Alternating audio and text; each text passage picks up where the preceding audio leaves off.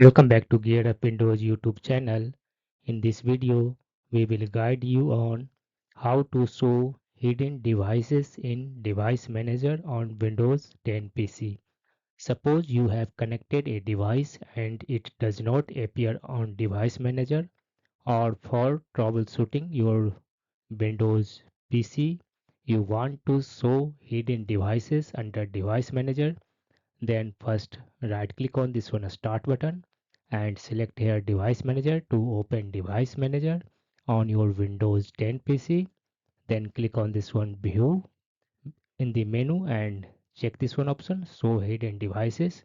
Now all the hidden devices will be appear under several categories.